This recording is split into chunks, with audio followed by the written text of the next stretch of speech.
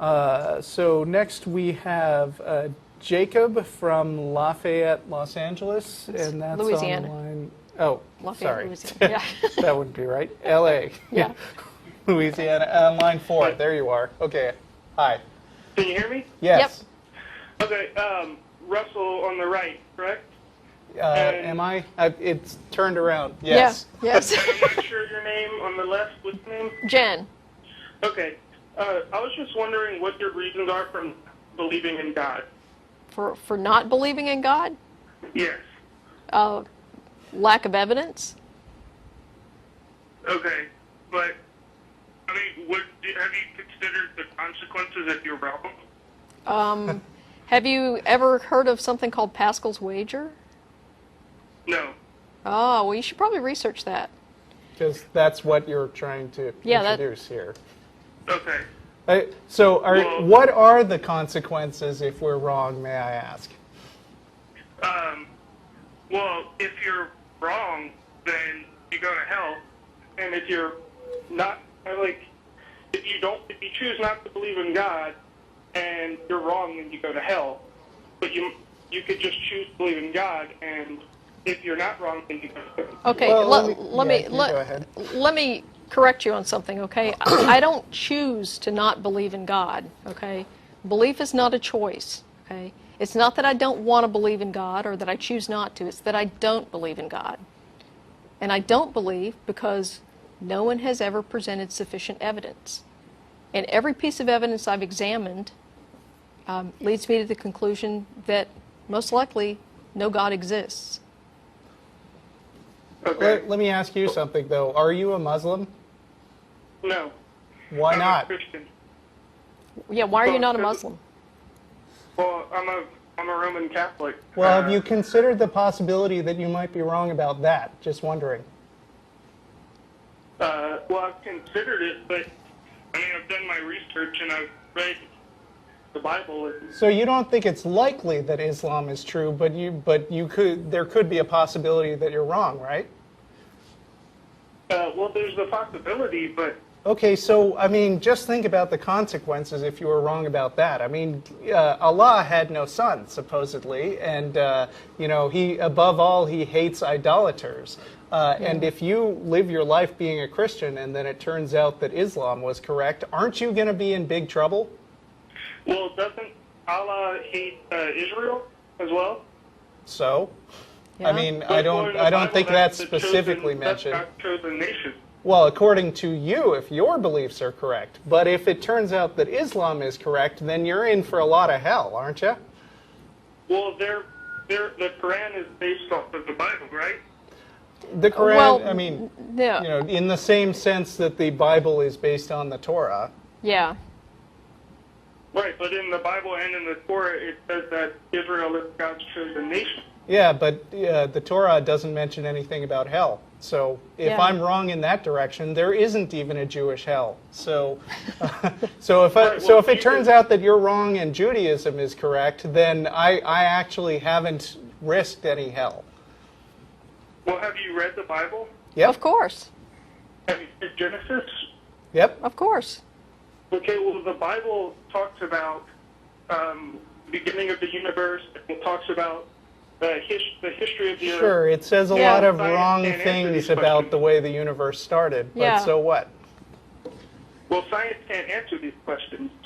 What? What questions? Like where the universe came from and the history Okay. of the earth. First of all, assuming that that's correct, assuming that science can't ever answer those questions, what makes you think that inserting a God for which there is no evidence at all is a better answer? Wait, repeat that? Assuming for a minute that science can never answer any of these questions, that science just, it never will have the answer, okay? What makes you think inserting a God in there as an explanation is a better answer? Well, I'm not just inserting it. It's the book we've had since the beginning of time. No, we it haven't. isn't. I mean, look, wait. Actually, let me ask you: how old Okay. do you? How long do you think the universe has been around? For as long as the Bible says. Which is? Which is, yeah. Well, I'm not really. Some people say it's 6,000. Some people say it's 10,000. And I mean, I'm a pretty. So you're a young earther. Uh, If I said actually the universe has been around for about 13.5 billion years, you'd say that's crazy. You're just worshiping science, right? no, I wouldn't say that. I'm saying I don't know. I don't know how. Okay, and I so don't so claim you to. wouldn't it wouldn't be accurate to say that the Bible was around 13.5 billion years ago, right? Well, I mean, the first 7 days, or the first 3 days, the sun wasn't created yet, so those 3 days lasted. You realize that the answers that science has come up with for how long it took the sun and the earth to form were a lot longer than 3 days, right? I mean, you can either go with the Bible on this or you can go with science on this, but science didn't conclude that the earth is 6,000 or 10,000 years, or that the sun and the earth were made in 3 days. Right, but it doesn't have an explanation for how everything got here to begin with. And neither does the Bible. Right. Wait, what'd you say? I said neither does the Bible. Well, yes, it does. It explains that a God created everything. It And- explains at least some of it wrong, Yeah, it gets it wrong. and it says a bunch of other stuff that we have no particular reason to believe. And your only argument coming into this was consider what happens if I'm right, which is silly because there are all kinds of fantasy scenarios that we could make up, like, if you don't watch the Atheist Experience every week without fail, then a hammer will fall on your head and kill you. But Yeah. that doesn't mean that people should watch the Atheist Experience just because they're scared of something they have no reason to think might be true. Well, you have a book that's been around since the beginning of mankind. But it hasn't. I mean, you call here and you ask us if we've read the Bible, and clearly you haven't even studied how the Bible was compiled and the history of these books. I mean, seriously, since the beginning of mankind? I mean, we have historical records that we can Have you ever we heard can of date Chinese civilizations dynasties? back beyond 6,000 years. Well, I'm not saying the universe is 6,000 years old. Okay, well, so but how old are you saying it is? I already told you I don't know. I'm not claiming to know that. Well, then, if you say that you don't know, even though you say the Bible says a date between 6 and 10,000 years old, but you're saying that you don't know, okay? What's wrong with saying I don't know for other big questions? Well, the consequences What consequences? of being wrong. So what if you're we wrong? should be Muslims then?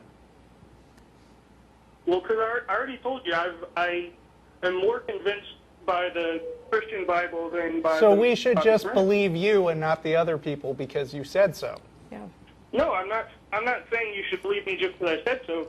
I'm asking why you don't believe in one of them or one that convinces you. Because You there's know, not a good reason to. Yeah. Okay.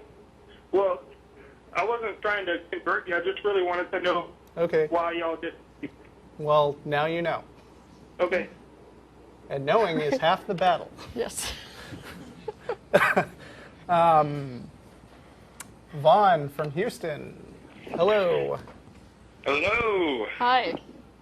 Hey, I was on the show a few weeks ago. Yeah? Yeah, Russell, you remember me, right? Yeah, I mean, you sound familiar. Remind me okay. what we talked about real quick. I was talking about the. Man, there's an echo. That's annoying the crap out of me. But Sorry. I was talking about the what's it called? The anthropic principle and so forth. Right, maybe okay. maybe a quote unquote designer universe. And then I got cut off, not by y'all, but just lost connection. Oh, yeah, okay, I remember now. Anyways, I'll talk about what I want to talk about in just a second. But we're going to go ahead and comment on the last caller. It seemed as though, I wasn't listening too closely, but it seemed as though y'all were implying that the Bible necessarily states that the universe is 6 to 10,000 years old. No, that's what he says that it says. Oh, okay, but y'all, I as far as I remember, y'all didn't. I will agree that if you're someone like Hugh Ross, who I think you brought up last time, you can. No, hey, well, I didn't. I said I didn't respect Hugh Ross that much myself. Okay, so. but I mean, you mentioned him, and he's actually a good example of somebody who can stretch a point and say, well, when they said day, they didn't really mean day; they meant period of time, and a lot of people legitimately believe that God exists, and the Bible is sort of accurate, and day really means long period of time, and therefore Right. they accept the scientific answer. So yeah, Right. I wouldn't say that you have to be a young earther. Right. Okay. I was going to throw that out first. Okay. Anyways, second of all, another guy commented on this, and he was throwing out that Pascal wagers bull. And I would also like to ask the same question, but then elaborate on it. What specific reason do you have to believe that God does not exist? The same as the reason you have to believe that the tooth fairy does not exist. Okay. I mean, you don't go like launching a full-out investigation about whether there's a tooth fairy because there's no particular good reason proposed. I mean, other than what your parents say when you're young and gullible. Yeah. There's no. I mean, it's like the tooth fairy could exist, but the person who is claiming that the tooth fairy exists would have to bring the evidence that there is one. Okay, now I would agree with you on that, but if I remember correctly, at the beginning of the show, y'all said that the show supports positive atheism. Is that correct? That's correct. You and I did a show about that. Yeah. And on popular, or I shouldn't say popular, official definition is that positive atheism is a positive belief that no God exists. I don't think that's. Sorry? I think Jen and I actually disagree on what that. What it's meant to mean. On the very website that you and Matt Dillahuntzy started, that's exactly how it defines it. Well, we didn't start it, but does it? It When probably does. The positive atheism. Okay, go ahead. What it means is that the statement that some God exists is false. If you believe that the statement "some God exists" is a false statement, that's a positive atheist. Okay. Right. Now, as far as I'm aware, though, positive atheism, strong atheism, etc., is actually a claim to knowledge, though. It's not simply a lack of belief; it's a positive belief. It's an affirmative belief, but it's not necessarily a claim to knowledge. Well, a positive belief in itself is a claim to knowledge that the statement is false. I actually want to break in here. I Okay. mean, I know we disagreed about this last time, but what my familiarity with the slogan of the atheist community of Austin is that when we originally started saying promoting positive atheism, we meant in a positive way. You know, getting out there, talking to people, being friendly, engaging people. So I can respect that. Well, here in front of the audience that we're watching here, I'd just like to know, are y'all personally strong atheists or weak atheists? I'm a strong atheist. I consider myself a weakish atheist. Okay, so perhaps I'll just pose this question to Jen, since she's a weak atheist. You know, I asked previously, what reason do you have that God does not exist? Because you do have a positive belief that God does not exist. Absence of evidence would not be evidence of absence. Yes, it is. If it should Okay. be there. If the Okay, evidence now- should be there, it is evidence of absence. If the evidence should be there, precisely. So the absence of evidence is only evidence of absence in cases where the entity, in this case God, we should expect to have some evidence. Right. Now, evidence itself is, subjective, though. So, and we Really? can only say that we don't have it. Well, yeah, precisely it is, because one person could say that I see the universe itself as evident. And you could say, I don't see that at all, because I want to see empirical evidence. I want to see God walk on water in front of me. Well, I'm not asking for Absolutely, that. it's subjective. I know, I'm just getting across the point that it's subjective. And I disagree with that because I just gave an example of of evidence and how to use evidence to validate a claim. Oh, did you give that on the previous caller, or did you give that on me? I gave that in the introduction of this show, how to use evidence to validate a claim in the Bible specifically. Well, I think the Bible is from a historical standpoint, though. So I think there's different, there's different spectrums in terms of historical accuracy and actual. Did you watch the introduction to the show? I'm sorry, I didn't. Okay, well, I actually went through an entire example of how to validate some historical event in the Bible, and I used an example of the fall of Jerusalem and the Babylonian captivity. Okay, I can't. I'm not going to go ahead and make you go over that because I'm sure that takes a while. Yeah. But if we go ahead and say absence of evidence is evidence of absence, which I would disagree. In some cases, it is. No doubt that some people think it is, but if it is, then we have to agree on two things. Number one is that God, if he does exist, has not met his burden of evidence. Number two. Okay, we agree. We have. Yeah. Well, I think we can go back to that in a second. But number two is that we have, with high probability of a surety, that we have surveyed the whole area in which existence might be probable. And it's clearly that we have not, because it's just in the last 50 years, we've gotten a supposed So let me ask you, if we've only, suppose, for instance, that we had only surveyed, let's say, let's keep it modest, let's say Los Angeles. Let's say we have done a thorough search of God we have done a thorough search for God in Los Angeles and nowhere else. And we find not a trace of him. Would the explanation for that be that actually God is present everywhere except Los Angeles? I mean, the notion that God is sort of omnipresent kind of goes hand in hand with the idea that you'd have to have some kind of ongoing indication of his presence in any particular place. Well, here's two things, though. And I mean, given that our knowledge is limited to the earth, especially since Christians tend to claim that the earth is of special interest to God, it would be kind of odd to try to make the case that, well, we haven't found any evidence of God here on earth, but maybe he's just everywhere in the rest of the universe, and kind of, there's a godless bubble around earth somewhere. Right. Now, I understand what you're saying, but it seems like you're looking at it from a specifically naturalistic point of view. Well, what other... Well, hold on. Well, you're looking at it empirically, where you're saying, theoretically, if you lived in Los Angeles, I don't see God. But by God's very definition, he's immaterial. He would not be a material being within Los Angeles. So Can I continue that real quick? Go ahead. Go ahead. Okay.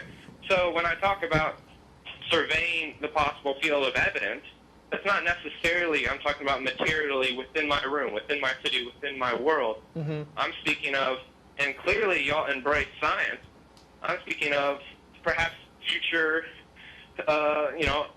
physics discovery, mathematical discoveries. For example, in astrophysics, it's become commonplace for most physics today to postulate the early inflationary area of the expansion of the universe after the Big Bang, right? There's absolutely no evidence I'm not a for that. cosmologist. There's absolutely no evidence for that, but it's absurd to think that absence of evidence means that early inflationary area did not happen. We're not in the fields that you're talking about, Yeah. but if you are going to claim that that scientists have come up with something that they are absolutely certain about and they have no evidence for it, I am going to say you're probably wrong. Yeah, I would consider that an extraordinary claim. Yeah, I think that you're most likely not comprehending the science, and either the claims are not as widely universally accepted as you're saying, or the evidence is better than you're leading us to believe. No, what I just said. No, that's okay. If you look more into it, it absolutely is. If you look at from evolution, there's certain time periods when there are no fossils. It's absurd to think that the absence of evidence for those fossils means that there are no fossils. That's irrelevant. I mean, I would think it's absolutely relevant. what I mean, first of all, if Jen asserts a belief that there is no God, that doesn't mean absolute certainty that there is no God. Am I right? Right. I mean, there is no. That's an important thing about science in general, is that there is no generally stated absolute, positive, 100% certainty about it. There's only, let's take all the evidence, weigh it up, and what does it best support? And then they tend to go along with the thing that is best supported. So in the case of, is there God or is there no God? If there's a complete lack of evidence, you're right. That doesn't mean that there is absolutely, with beyond a shadow of a doubt, no God. But you can at least say with confidence, if you're a strong atheist, that given what I know now, I have no good reason to believe in God, and therefore I will assume that there is not until new evidence comes up, because otherwise I would be jumping to a positive conclusion without justification. Well, you said until new evidence comes up, and you previously stated that we do not know with absolute 100% certainty. Exactly. That's correct. That would imply weak atheism, where No, it doesn't. You cannot prove that God does not exist. Strong atheism isn't and you are certainty. not certain, but you believe He does not. Strong atheism does not imply any certainty, okay? And this is something that, I almost never hear this from atheists. It's almost always theists who are going on and on about 100% certainty, okay? No, I think 100% Stop. certainty is. Stop. Okay? Doubt is a reality. It's something we have to deal with in life, okay? I'm not uncomfortable with being uncertain about things. I deal with it in my professional life all the time. Uncertainty is fine.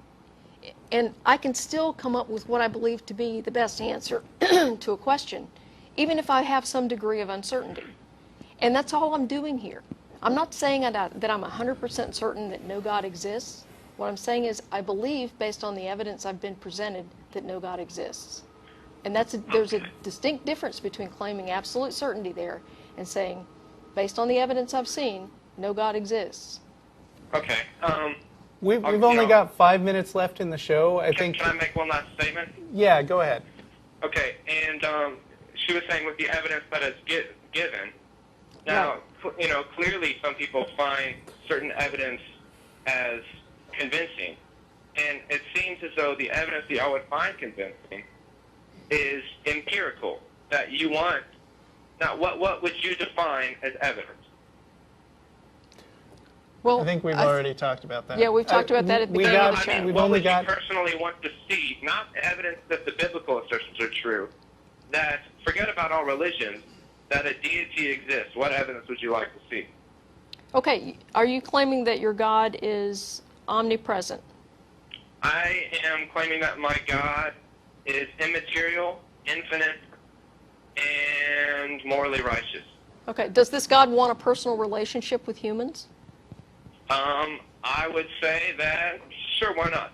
Okay, then if you have a God like that exists, then this God would presumably know exactly what it would take to convince me and would present me with that evidence. Okay.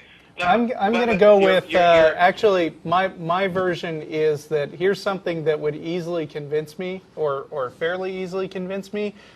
In The Hitchhiker's Guide to the Galaxy, the Vogons, in announcing that they were about to destroy the Earth, did a worldwide broadcast where every single TV spontaneously came on. Every pool of water, everything that could convey an image, suddenly displayed the Vogons, and they explained exactly what they wanted, and it was repeatable among everybody. So I would say that if God could be as good as a Vogon, that would do it for me. Yeah, that would actually be pretty cool. It would be pretty cool. But I want to take one last call, and you're welcome to call back next week. I'm sorry. We can't hang on to you just because you really, really want me to. Yeah. But, I mean, I wanted to give you as long as possible. we're going to bring this show down with an actual atheist caller. Okay. Even though, believe it or not, we had the option of just filling it with wall-to-wall theists today. Okay. So the control room is telling me that this is pronounced Miriam in San Francisco. Say that again. Miriam. Okay. Miriam, okay. Just, you got 3 minutes, and I'm sorry, we'll take you after the break. Okay, I'll be really quick. Basically, I have a very fundamentalist Christian sister, and I love her. We come from a very close Hispanic family, and it's just one of those situations where it's hard to be with each other because even though she loves me, sometimes she'll make comments, like, for example, towards a boyfriend, saying, how can he overcome that you're an atheist? Isn't he afraid that he's condemning his immortal soul to hell by dating you? Things like that. I mean, it's hard to be around someone who makes comments like that, even though I really love her. And I actually got a good laugh about that one when she said it. Have you talked to her about this? Yeah, I mean, I have, but it's like, because it's hard because it's almost like she doesn't want to be hurtful, but can't help her it. But she beliefs just and keeps everything, doing it makes her. I mean, you know, basically this is pretty disrespectful of you, and I think that, you know, it's probably worth having another conversation and pointing out to her how disrespectful this is, and that you're not doing the same thing to her. You know, you're not saying, oh, you know, how can you know, go to church? How can you believe this? I assume that you're not doing that anyway. I mean, I'm pretty vocal about what I think, but I'm trying to have a better relationship with her just because Okay. I have a nephew and I want to be in his life and I don't want her to feel like she's going to have to withhold. Real quick, my I want to company. get something out before we run out of time, but if you'd hang on, we can talk to you a little bit after the show. I was listening to Savage Love podcast the other day, and he was talking to a caller who was trying to come out to her family as gay. And what he said to her was basically, go ahead, tell him, it won't get any easier, and then give it a year for you to squabble and fight, and see if things are better in a year. They often are, but if they're not, then you have a little more information to know whether this is a viable relationship to keep up. Okay, we're out of time. I'm sorry.